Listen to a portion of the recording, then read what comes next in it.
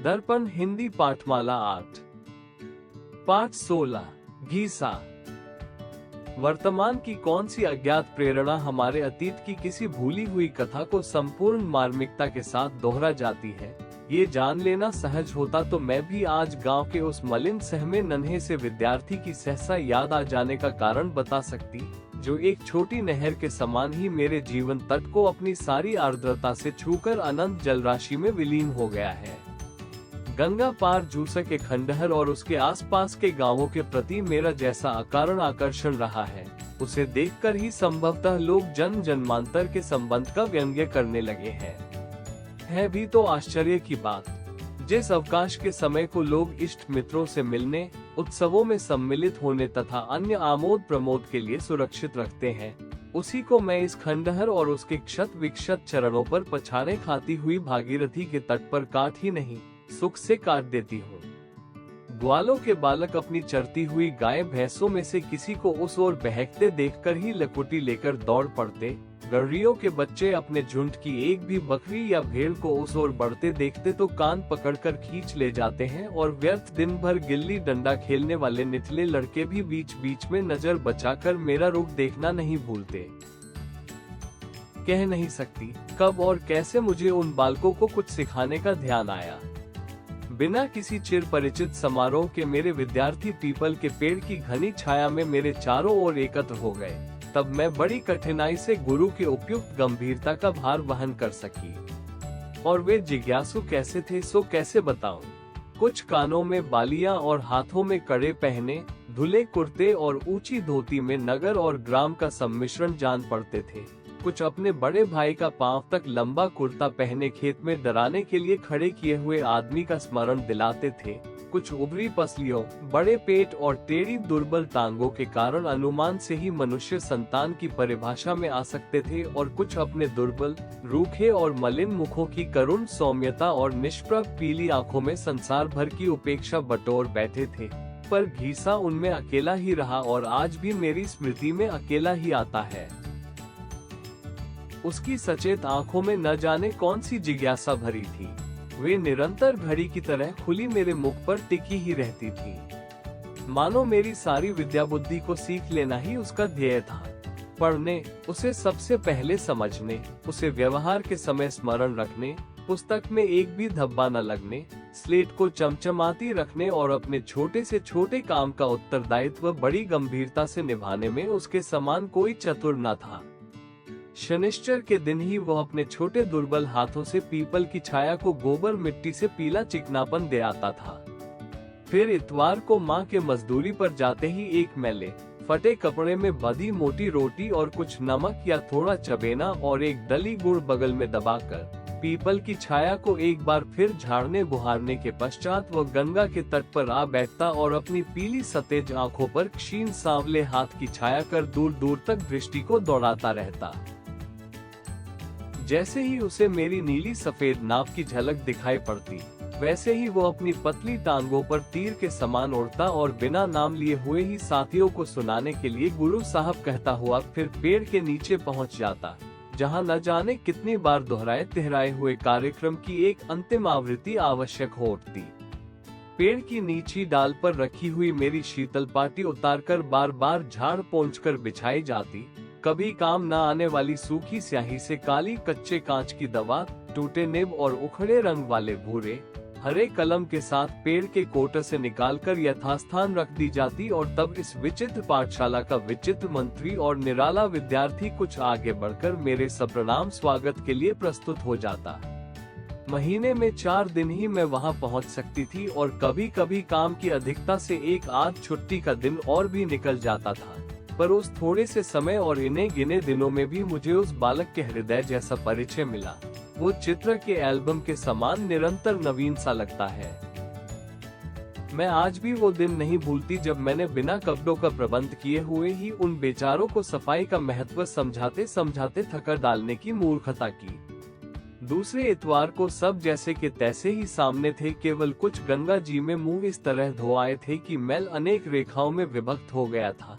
कुछ के हाथ पांव ऐसे घिसे थे कि शेष मलिन शरीर के साथ ये अलग जोड़े हुए से लगते थे, और कुछ न रहेगा बांस न बजेगी बांसुरी की कहावत चरितार्थ करने के लिए कीट से मैले फटे कुर्ते घर ही छोड़कर ऐसे अस्थि पिंजमय रूप में उपस्थित हुए थे, जिसमें उनके प्राण रहने का आश्चर्य है, गए अचंभा कौन की घोषणा करते जान पड़ते थे।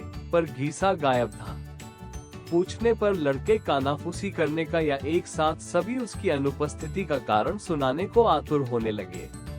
एक एक शब्द जोड़ तोड़कर समझना पड़ा कि घीसा माँ से कपड़ा धोने के साबुन के लिए तभी से कह रहा था, माँ को मजदूरी के पैसे मिले नहीं और दुकानदार ने नाज लेकर साबुन दिया नहीं।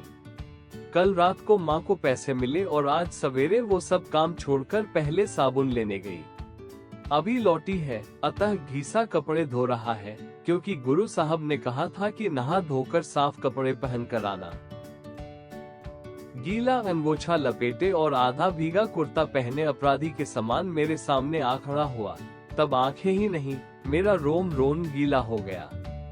उस समय समझ में आया कि द्रोणाचार्य ने अपने भील शिष्य से अंगूठा कैसे कटवा दिया था। होली के पहले की एक घटना तो मेरी स्मृति में ऐसे गहरे रंगों से अंकित है, जिसका धुल सकना सहज नहीं। उन दिनों हिंदू मुस्लिम वैमनस्य धीरे धीरे बढ़ रहा था। घीसा 2 सप्ताह से ज्वर में पड़ा था। दवा मैं भिजवा देती थी, परंतु देखभाल का कोई ठीक प्रबंध न हो पाता था। 2-4 दिन उसकी माँ स्वयं बैठी रही, फिर एक अंधी बुढ़िया को बैठाकर काम पर जाने लगी। इतवार की सांझ को मैं बच्चों को विदा दे घीसा को देखने चली, परंतु पीपल से 50 पग दूर पहुँचते पहुँचते उसी को डगमगाते पैरों से गिरते पड़ते अपनी ओर आते देख मेरा मन उद्विग्न हो उठा। इतने में मुल्लू के कक्का ने पार से लौटकर दरवाजे से ही अंधी को बताया कि शहर में दंगा हो रहा है, और तब उसे गुरु साहब का ध्यान आया। मुल्लू के कक्का के हटते ही वह ऐसे हौले हौले उठा कि बुढ़िया को पता ही न चला, और कभी दीवार कभी पेड़ का सहारा लेता लेता इस ओर भागा। अब वो गुरु साहब के गोड़ धरकर यहीं पड़ा रहेगा, पर पार किसी तरह भी न जाने देगा। जब मुझे उन लोगों को छोड़ जाना था, तब तो मेरा मन बहुत ही अस्थिर हो उठा।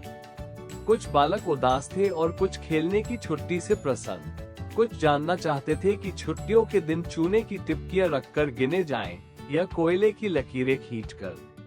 कुछ के सामने बरसात में चूते हुए घर में 8 पृष्ठ की पुस्तक बचा रखने का प्रश्न था, और कुछ कागजों पर चूहों के आक्रमण की ही समस्या का समाधान चाहते थे। ऐसे महत्वपूर्ण कोलाहल में घीसा न जाने कैसे अपना रहना अनावश्यक समझ लेता था, अतः सदा के समान आज भी मैं उसे न खोज पाए। तब मैंने दूर पर एक छोटा सा काला धब्बा आगे बढ़ता देखा। वो घीसा ही होगा, यह मैंने दूर से ही जान लिया। आज गुरु साहब को उसे विदा देना है, यह उसका नन्हा हृदय अपनी पूरी संवेदना शक्ति से जान रहा था, इसमें संदेह नहीं था। परंतु उस उपेक्षित बालक के मन में मेरे लिए कितनी सरल ममता और मेरे बिछोह की कितनी गहरी व्यथा हो सकती है, ये जानना मेरे लिए शेष था। निकट आने पर देखा कि उस धूमिल गोधूली में बादामी कागज पर काले चित्र के समान लगने वाला नंगे बदन घीसा एक बड़ा तरबूज दोनों हाथों में संभाले था, जिसमें बीच के कुछ भाग में से भीतर की ईशत लक्ष्य ललाई चारों ओर के गहरे हरेपन में कुछ बंद गुलाबी फूल जैसी जान पड़ती थी। घीसा के पास न पैसा था न खेत, तब क्या इसे चुरा लाया है? मन का संदेह बाहर आया ही, और तब मैंने जाना कि जीवन का खरा सोना छिपाने के लिए उस मलिन शरीर को बनाने वाला ईश्वर उस बूढ़े आदमी से भिन्न नहीं, जो अपनी सोने की मोहर को कच्ची मिट्टी की दीवार में रखकर निश्चित हो जाता है। घीसा गुरु साहब से झूठ बोलना भगवान जी से झूठ बोलना समझता है। वो तरबूज कई दिन पहले देख आया था। मायके लौटने में जाने क्यों देर हो गई, तब उसे अकेले ही खेत पर जाना पड़ा। वहाँ खेत वाले का लड़का था, जिसकी उसके नए कुर्ते पर बहुत दिन से नजर थी। उसने कहा, पैसा नहीं है तो कुर्ता दे जाओ, और घीसा आज तरबूज न लेता तो कल उसका क्या करता। इसलिए कुर्ता दे आया, पर गुरु साहब को चिंता करने की आवश्यकता नहीं, क्योंकि गर्मी में वो कुर्ता पहनता ही नहीं और जाने आने के लिए पुराना ठीक रहेगा। तरबूज सफेद न हो इसलिए कटवाना पड़ा, मीठा है या नहीं ये देखने के लिए उंगली से कुछ निकाल भी लेना पड़ा।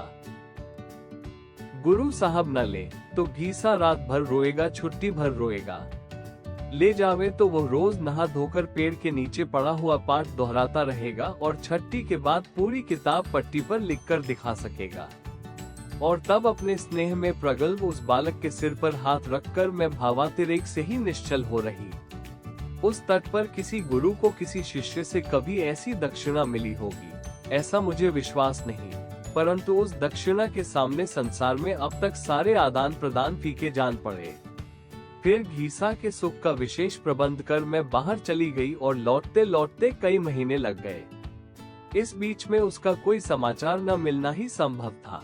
जब फिर उस ओर जाने का मुझे अवकाश मिल सका, तब घीसा को उसके भगवान जी ने सदा के लिए पढ़ने से अवकाश दे दिया था। आज वो कहानी दोहराने की मुझ में शक्ति नहीं है। अभी मेरे लिए इतना ही पर्याप्त है कि मैं अन्य मलिन मुखों में उसकी छाया ढूंढती रहूं।